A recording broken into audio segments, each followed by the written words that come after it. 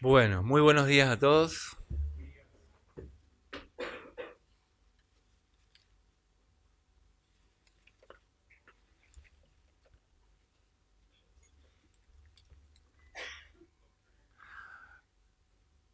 ¿Alguna vez sintieron que su vida espiritual estaba estancada? ¿Cómo se progresa en el reino de Dios? Bueno, esa es un poco la pregunta que vamos a tratar de contestar con la palabra de Dios. Así que los invito a ir a Mateo capítulo 18.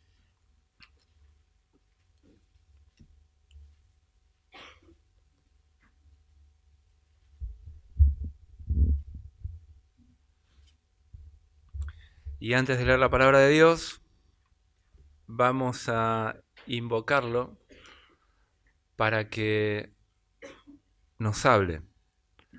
Le mandé a Juan recién un link de un himno que en alguna, tengo la esperanza, van 10 años nada más en esta iglesia, tengo la esperanza que algún día lo cantemos. El único lugar donde encontré la música con la que lo cantamos allá, y que es la música que está en el himnario, es la que te mandé, que suena a corneta más o menos. Eh, pero este himno dice, ya les digo el número para que aparezca acá. Se llama Habla Señor a mi alma, el 473. Ahí está. Es una oración. Y bueno, esto es lo que le vamos a pedir ahora al Señor, que hable a nuestra alma, que nos haga entender su voz. Porque somos débiles, somos afligidos, lo necesitamos. Él solo nos puede dar abrigo. Bueno, y después lo pueden seguir leyendo, así que el misterio para que ustedes lean las otras estrofas. Pero es una oración pidiendo que el Señor nos hable. Así que vamos a hacer eso. Oremos. Querido Dios, confiando en que tu palabra tiene poder, lo hemos experimentado la mayoría de nosotros en la salvación de nuestra alma. Confiando en eso también te pedimos, Señor, que continúes tu obra en nosotros y nos hables para que cambiemos, para que nos animemos, para corregirnos, para lo que vos quieras, Señor. Te lo pedimos en el nombre de Jesús. Amén. Bueno, Mateo capítulo 18.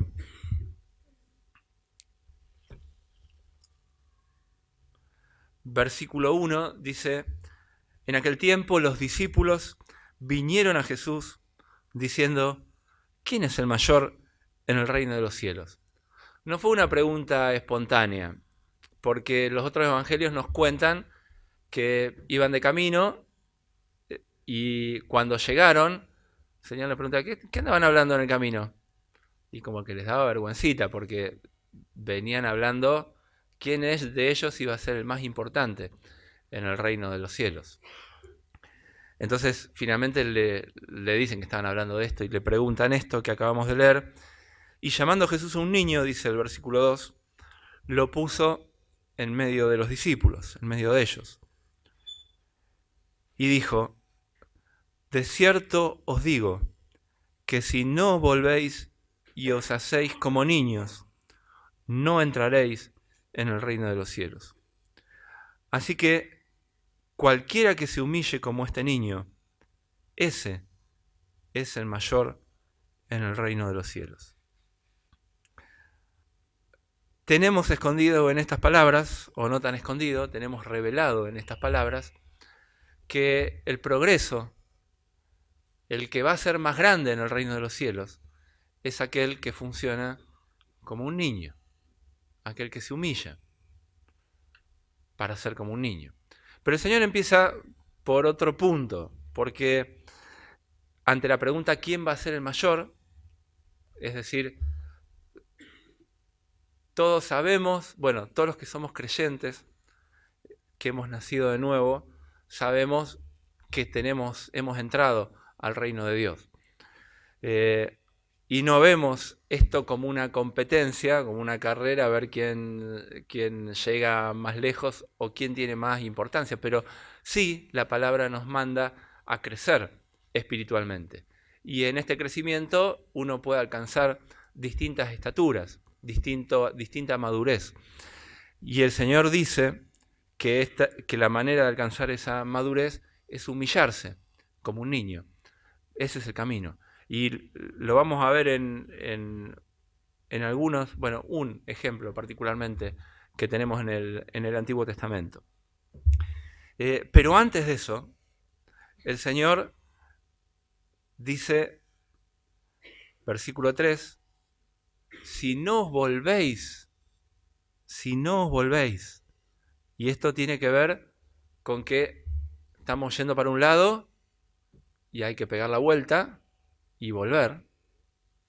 Si no os volvéis y os hacéis como niños, no entraréis en el reino de los cielos. O sea, ante la pregunta ¿quién es el mayor? Lo primero es asegúrate que vas a entrar. ¿No? O sea, no es la pregunta ¿quién va a ser el mayor? La que vamos a atender, o la va a atender en un ratito el Señor. Primero dice, asegúrate que estás en el reino de los cielos. Después ocupémonos de quién es el mayor. Pero primero dice, si no te arrepentís, si no te convertís, si no das la vuelta, que eso quiere decir convertirse, ¿no? Pegar la vuelta, y te haces como un niño, y el Señor le puso el ejemplo concreto de ponerles en el medio un niño, no vas a entrar, ni siquiera vas a entrar en el reino de los cielos.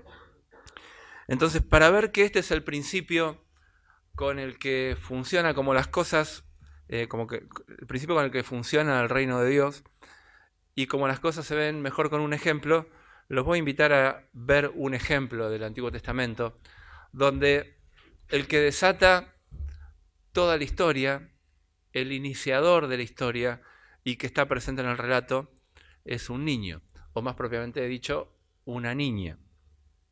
Así que vamos, antes de ir a ese, vamos a ese. Segundo libro de los Reyes, capítulo 5.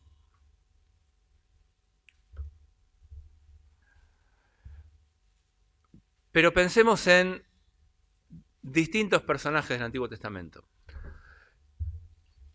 El último de los jueces, para los que conocen la Biblia, ¿quién fue? Samuel. ¿Quién fue el anterior?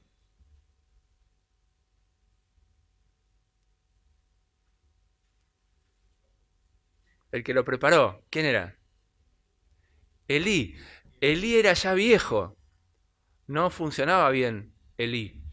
Y Dios, para reemplazarlo, elige un niño. Y Dios le habla a un hombre ya viejo, conocedor de la ley, conocedor de Dios, le enseña a través de un niño, de Samuel. Le habla a través de Samuel. Un niño pequeño. Tenemos el caso de, siguiendo con la historia, tenemos el primer rey de Israel que fue Saúl. Y Saúl, que empezó bien, pero que termina con soberbia, es reemplazado cuando Samuel lo va a ungir a David. Todavía era, dice la Escritura, un niño. Estaba cuidando las ovejas, ¿no? Estaban todos los hermanos menos él, y cuando lo va a ungir Samuel, se encuentra que el que Dios quería no estaba, y dice, ¿son estos todos tus niños? Así pregunta. Y dice, no, queda el más pequeño. Bueno, un niño pequeño, que era, no sé qué edad tendría en ese momento David, pero un niño. Y por medio de un niño, Dios va a reemplazar un rey. Ese es el principio con el que funciona el reino de Dios. Los niños van a ocupar el lugar de preponderancia que tienen los supuestos adultos y que no están funcionando bien. Y el que vamos a ver ahora, la historia que vamos a ver ahora, es muy conocida, es la de Naamán, un capitán del ejército de Siria, un general más que un capitán, que era leproso. Bueno, segundo libro de los Reyes, capítulo 5, versículo 1. Elegí esta, podríamos haber elegido alguna otra, pero esta me sorprende porque hay todo un mundo de personas grandes, pero esta historia se desata por el aporte de una niña pequeña. Dice: Naamán, general del ejército del rey de Siria, era varón grande delante de su señor, y lo tenía en alta estima porque por medio de él había dado Jehová salvación a Siria. Era este hombre valeroso en extremo, pero leproso. Y la lepra en la escritura es una figura del pecado. Dice el versículo 2 que de Siria habían salido bandas armadas y habían llevado cautiva a la tierra de Israel a una muchacha, la cual servía a la mujer de Naamán. Estamos aproximadamente unos 700 años antes de Cristo. Los sirios todavía no habían invadido a la parte norte del rey de Israel, pero sí había incursiones armadas de algunas bandas, como que se les escapaban al ejército, incursionaban, y en esas incursiones habían llevado cautiva a una niña. El original dice una niña pequeña. Versículo 3. Esta niña pequeña es la que empieza esta historia.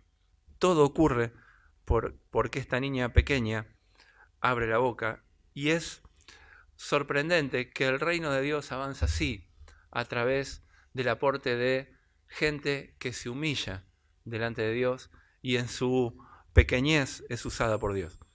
Esta dijo a su señora: si rogase mi señora al profeta que está en Samaria, él lo sanaría de su lepra.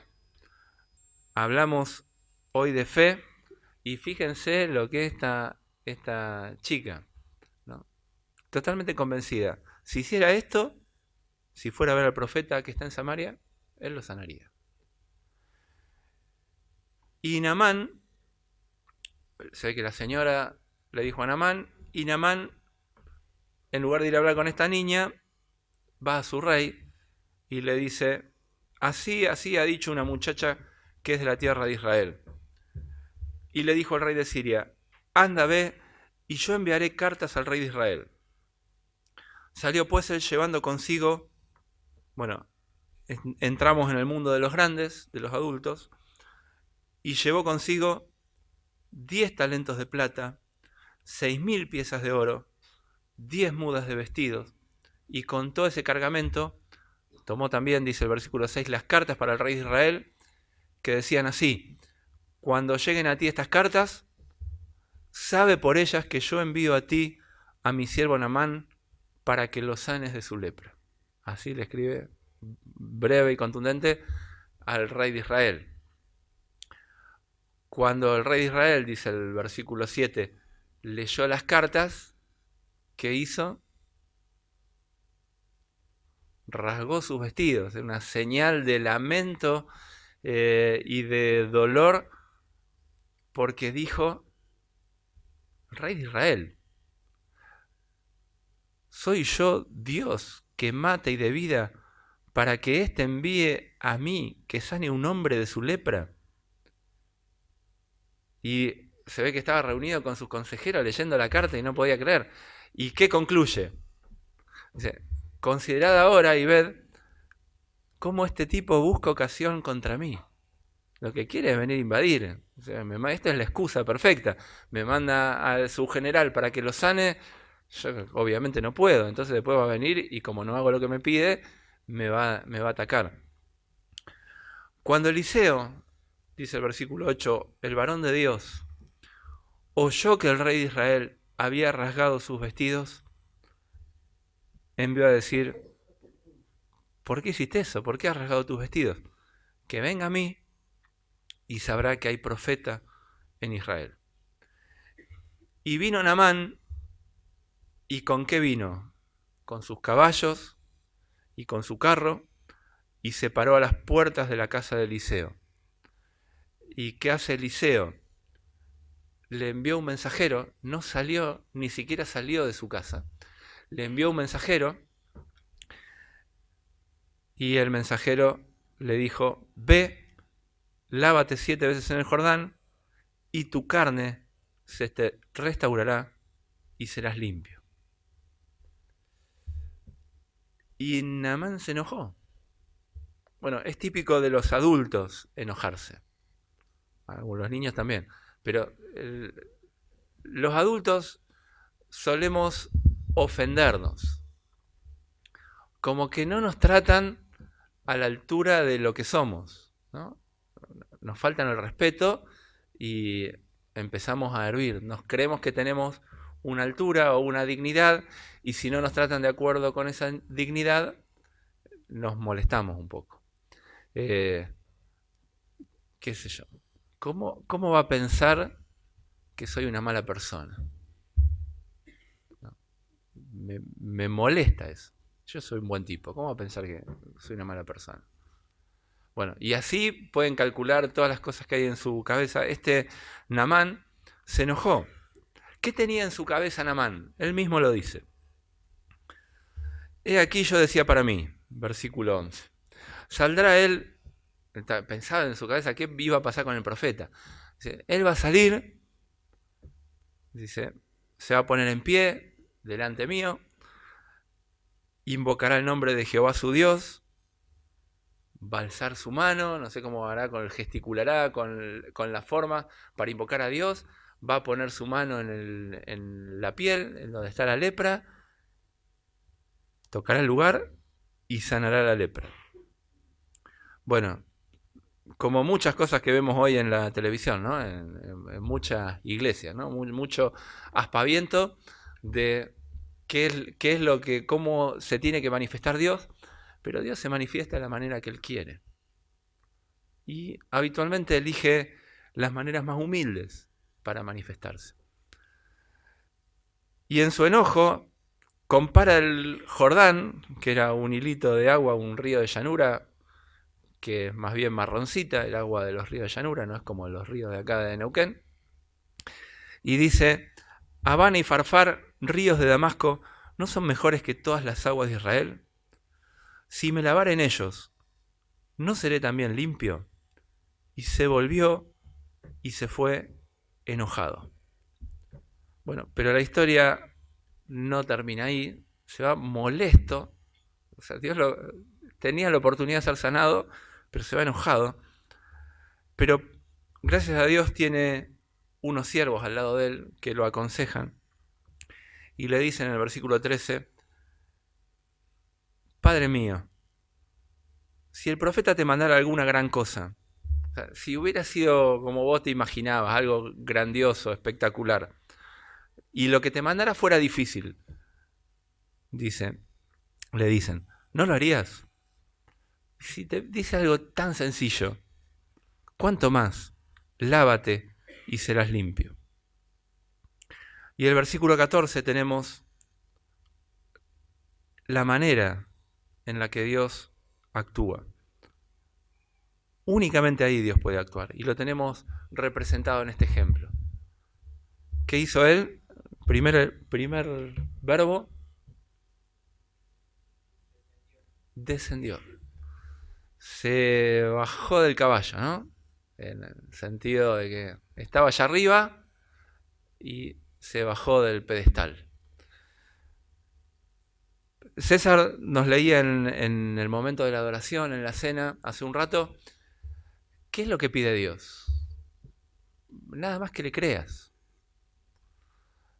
Quizás lo más difícil en la conversión de las personas es dejar de lado el orgullo, de que creemos que podemos hacer algo para nuestra salvación.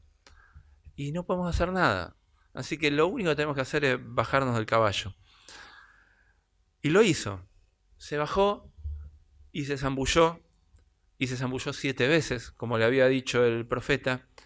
Y cuando sale la 7ª vez del agua, dice, su carne se volvió, y este texto es particularmente elocuente, su carne se volvió como la carne de un niño.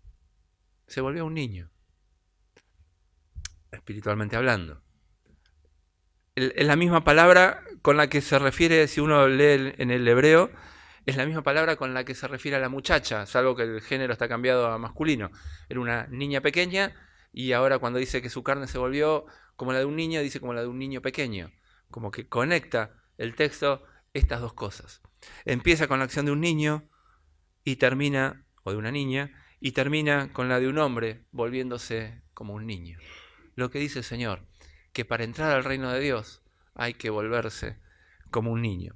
Y si lo vemos actuar a Naamán después de este acontecimiento, ustedes díganme si no ven un verdadero cambio. Fíjense lo que dice el versículo 15. Volvió al varón de Dios, él y toda su compañía, y se puso delante de él y dijo: he aquí ahora conozco que no hay Dios en toda la tierra sino en Israel. Te ruego que recibas algún presente de tu siervo. ¿Qué detectan en esta forma de hablar de Naamán? Sencillez. ¿Cómo? Humildad. Bien. ¿Por qué? Sencillez, humildad. ¿Por qué? ¿En qué se nota en las palabras? Porque volvió, porque está agradecido, porque ruega. ¿Y cómo se dice, cómo se llama a sí mismo? Tu siervo. ¿No? El capitán que esperaba algo grandioso para él, que era un hombre importante, termina bajándose y hablando con ruegos y llamándose tu siervo. Bueno, entró en el reino de Dios, sin duda, entró en el reino de Dios, porque el Señor dice que el que se vuelve como niño, el que se humilla para volverse como niño, entra al reino de Dios. Y el que sigue ese camino, bueno, será llamado grande en el reino de los cielos. Ese va a ser el mayor en el reino de los cielos. Hasta ahí nomás. Ustedes después pueden seguir leyendo la historia de Naamán, que tiene otras cosas ricas en su camino. Cuando Salomón es puesto por rey en Israel, él ora a Dios y pide sabiduría, porque dice: tu pueblo es muy grande y yo soy un niño. Yo soy torpe para poder estar al frente de todo esto. Jeremías, cuando es llamado, ¿se acuerdan? Dice: yo te puse para que estés delante de las naciones. Y él dice: ay, Señor mío, no, que soy un niño. Y él dice: bueno, no digas que soy un niño, porque esa es la condición que Dios quiere para usar a las personas para su reino. En el reino de Dios, Isaías capítulo 11 habla del reino del Mesías, cuando la tierra toda vaya a ser restaurada y va a haber cambios a nivel hasta de nivel de conducta de los animales. En el versículo 6 dice que el lobo, Isaías 11:6, que el lobo va a morar con el cordero y el leopardo con el cabrito y el león con el ternero o con el becerro, ¿no? Pone un animal feroz con un animal de ganado: el lobo, el cordero, el leopardo, el cabrito, el león, el ternero. Pero el que lidera al león, al leopardo, al lobo y a lo demás, ¿quién es? Un niño los pastoreros. Así funciona el reino de Dios. Así funciona el reino de Dios. Cuando entra el Señor al mundo, los ángeles les dice: les ha nacido hoy en la ciudad de David un Salvador, que es Cristo, el Señor. Y era un niño. Y era un Señor. Así funciona el reino de Dios. De la boca de los niños y de los que maman, dice el Salmo 8, perfeccionaste la alabanza. Y en el Nuevo Testamento tenemos consejos para crecer espiritualmente, para progresar, para avanzar, para madurar en el reino de Dios, como los de Pedro, que dice: desead como niños recién nacidos la leche espiritual no adulterada, para que por ella crezcáis para salvación. Eso está en 1 Pedro capítulo 2, versículo 2. Pablo dice, vamos a 2 Corintios capítulo 12,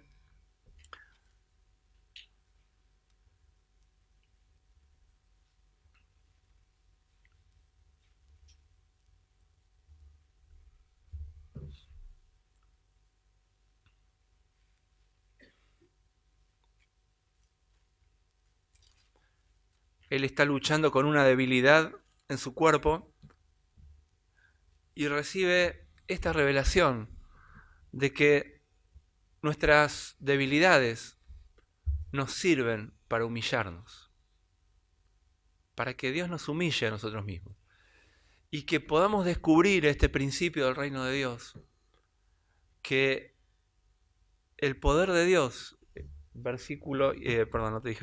capítulo 12, versículo 7, vamos a leer a partir de ahí.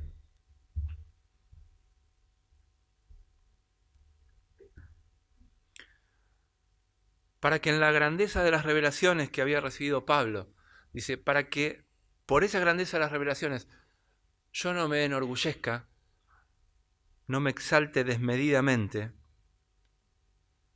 me fue dado un aguijón en mi carne, un mensajero de Satanás que me abofetee, para que no me enaltezca sobremanera. Fíjense cómo Dios cuida que no salgamos de esa posición de niños, de que vivamos permanentemente en humillación.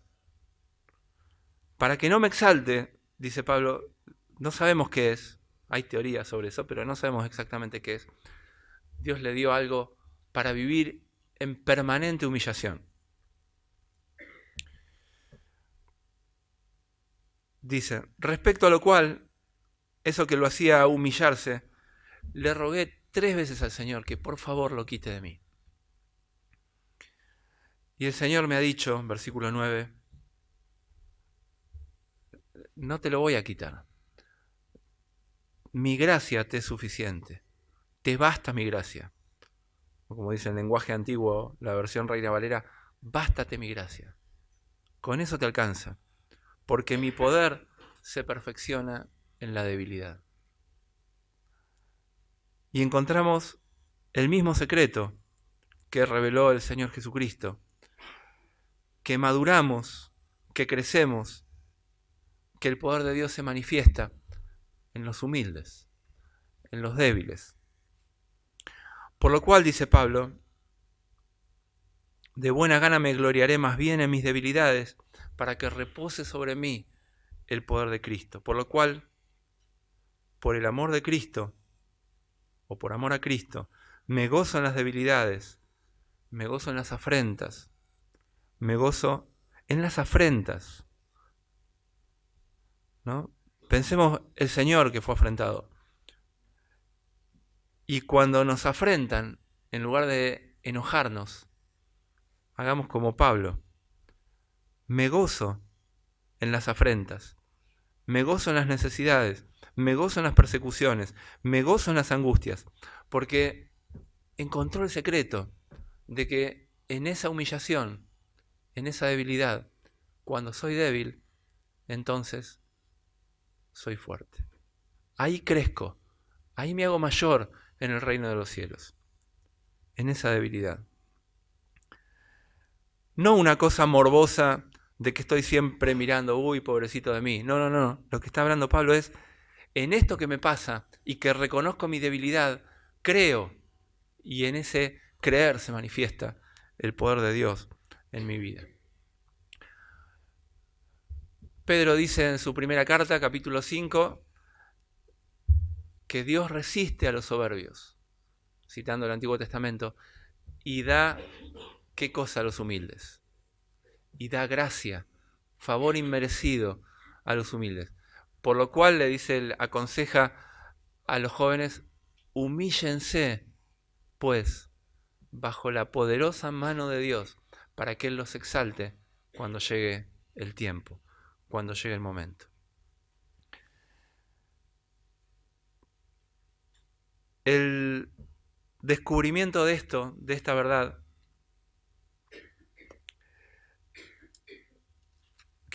termino con 2 lecturas. Una es Isaías capítulo 57. El descubrimiento de esta verdad